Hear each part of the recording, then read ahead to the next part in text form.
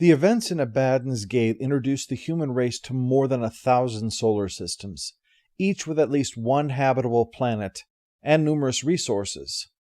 Cibola Byrne looks at the consequences of that discovery. To get this out of the way, I have looked it up and there are multiple pronunciations of Cibola, and so I have settled on this one for these videos. Anyway, the name choice is no doubt a reference to one of these 7 cities of gold, although as Alex notes, what's here on this world that they're looking at is worth a lot more than gold. It's lithium, a powerful element for fusion, and so naturally it's in high demand. What happened afterwards has far-reaching consequences, naturally. Bobby gets a hint of it in her prologue when, after dealing with a con man who claimed to be a down-and-out veteran who survived Ganymede's disaster, boy did he talk to the wrong person, she watches as her brother and nephew argue over the exploration of these new worlds and the importance of Mars. But this is just setting the stage, as she hears about a tragedy on the first of those settled worlds, though we go back in time to before that tragedy happened. Now what happened? Well, that's a matter of perspective. Here's one. The survivors of the Ganymede incident were forced to flee their homes, thanks to the deplorable experiments of Jules Pierre Mao and his company, and the cabal that was working with him. These are now publicly known facts, that this disaster happened as a result of business decisions and illegal human experimentation. One of those ships full of refugees was the Barba Piccola, which was unable to deliver these survivors anywhere, because no one was either capable or willing to help them. After years of being passed around the system, no one letting them in, news comes in of a habitable system. And they decide if no one else is going to let them into their home, fine, they'll go make a home for themselves then where there is no one else. They traveled through the gates, took medicines and did exercise in order to survive not just going down a gravity well, but one that was larger than Earth's itself, in order to be able to set up a colony for themselves, to finally have a home. They mined out the rich lithium nearby with primitive explosives so that they could sell that to acquire what was needed for more sophisticated mining equipment and the means to make the colony self-sustaining. Then, Royal Charter Energy shows up, and they're going to take over their planet, for themselves. The planet that the locals called Illis. So, when they were going to use their heavy shuttle to land on the recently constructed landing pad, a handful of the locals, including Baja, the father of Katoa, who was found dead on Ganymede by Holden and Prax while they were searching for May, these locals decide to blow up the landing pad to slow down this invasion of Illis, because that's what this was.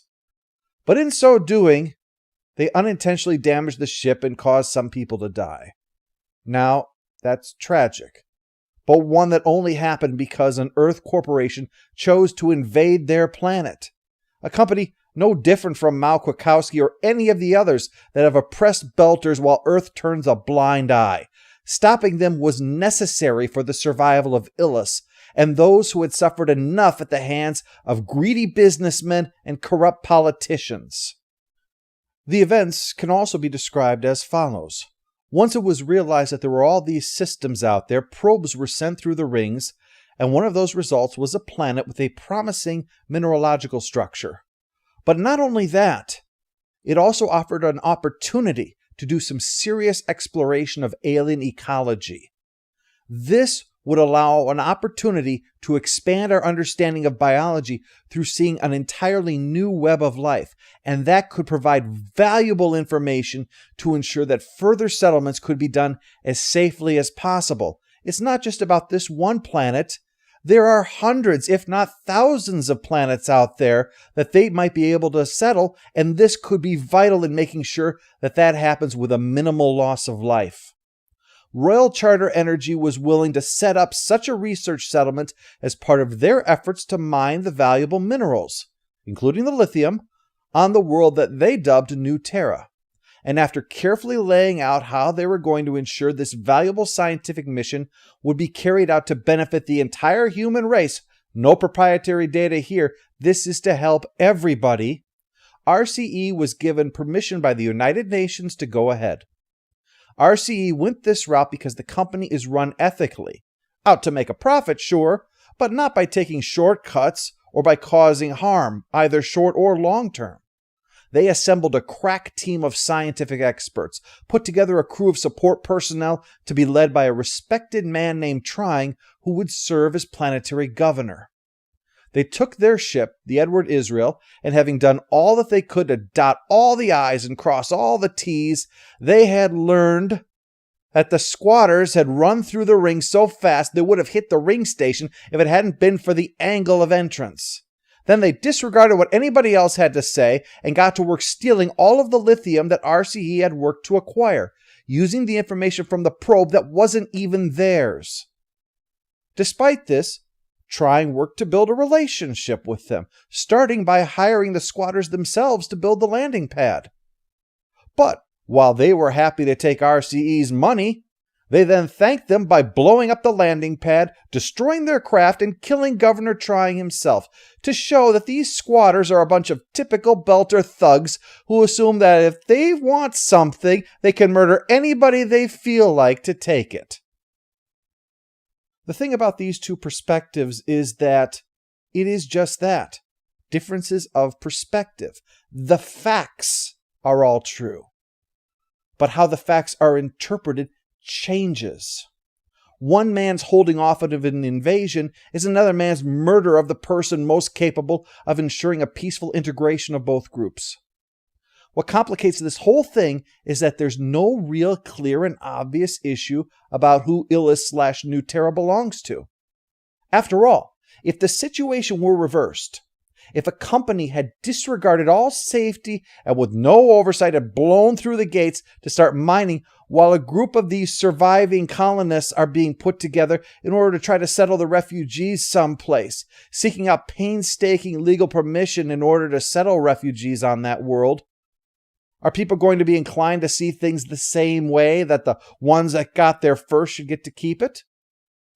Corporations do have a history of exploiting Belters. That is a fact. And with permission from Earth, no less. As Havelock explains to Mercer, the security chief, Belters define themselves by how they despise the Earth oppressors. So to them, every Earther is an oppressor, even if they've done nothing. Every company is a Mal Krakowski, even if they've never done anything wrong in their history. And at the same time, though, how can you blame people whom no one wants choosing to finally just find a home for themselves? If other people can keep them out, why can't they keep other people out? What's more, who has the right to hand out these contracts anyway? Why should the UN get to say RCE can have this world? Fred Johnson and the OPA sure don't think so. But at the same time, they've set up the Behemoth, now called Medina Station, inside of the ring gates to effectively set themselves up as traffic cops, with nobody's permission but their own. We suddenly have a new frontier, and the law hasn't caught up with it yet. No treaties to determine who has what rights. That's why Avasarala and Johnson decide to make Holden an official UN OPA mediator to resolve the problems on Illis/New Terra. And while he's hesitant to go, the money is very good. And also, it'll hopefully appease Miller, who's been nagging him to go through the gates ever since they were open so that Miller can continue his investigation. The theme of Cibola Burn is tribalism. Baja is the viewpoint character of the colonists, who consist of the Ganymede survivors. Havelock is the viewpoint character of the corporate settlers, even though he himself isn't actually settling here. And Holden is the viewpoint character for the crew of the Rocinante. As we'll see, they succumb to their own tribalism as well. With tribalism, there's good guys and bad guys, with us being the good guys whose actions are necessary because of the bad guys' unconscionable behavior. Except, all groups believe that they're the good guys. The book makes that point clear early on by having a remark by one of the RCE's security suggesting that they solved their problem by dropping a rock on the colonists. Then, having one of the Belters suggest solving their problem by killing all the RCE settlers and dropping them down the mine. In both instances, the character is described as having a smile that indicates they were only partially joking. There is no good side and there is no bad side here. There are just sides. Sides influenced, unfortunately, by repulsive individuals. Cibola Byrne lays bare an uncomfortable truth. Tribalism is the tool that is used by evil people to drag good people down to their level, to make them become like them. Believe that hatred and violence and murder is okay because it's being done to people who deserve it, and they deserve it because they're not us. And what makes that so easy is the cycle of hate, a very powerful and yet objectively very foolhardy thing. This will be shown several times when the crew of the Rocinante, on the one hand, point out the silliness of what they are observing, but once they're involved, once their tribe is on the line, suddenly the exact same thinking becomes perfectly reasonable. I'll give you one example. Naomi will sarcastically mock letting people die out of spite, but in the same conversation threatens that if one of her people is harmed, she'll let these people die out of spite. Cibola Byrne makes people uncomfortable because it lays bare the worst and hardest to resist trait in ourselves, our willingness to insist bad things stop being bad when I'm the one doing them, that things are only wrong when they're done to the wrong people, that I am so opposed to what I call hatred that I will treat my own hatred as a virtue, and that if you're not with me, you're against me, and if you're against me, you must be blind. It's false equivalence to suggest that I'm just as much problem as the enemy because the enemy wants to kill you while I, much more reasonably, merely want to chop off both your arms. How can you not see I'm in the right? And what's insidious is that it's easy to see all of this from the outside and almost impossible to see from within.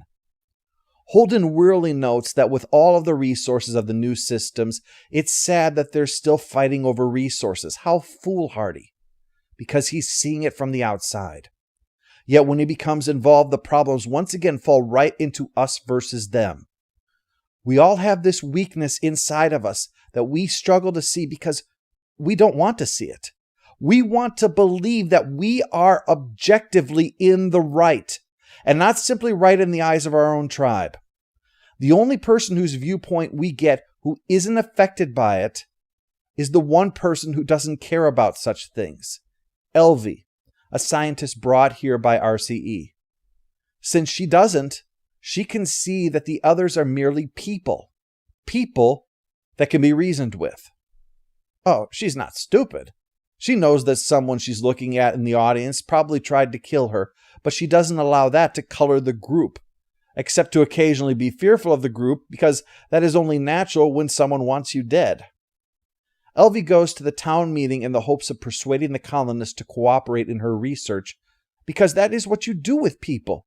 You try to persuade them rationally, reasonably. But she is unprepared for their tribalistic response, hating her for being what she is, looking at someone struggling to speak to the hostile crowd and not having 1 ounce of sympathy for her because she is the other. A small part of an interview takes place in this section of the book involving a game designer who admonishes his critics. This game isn't about violence, he explains. It's about showing the consequence of violence. Cibola Byrne is almost entirely about the consequence of one violent act and how it continues to make things worse and worse as the cycle continues.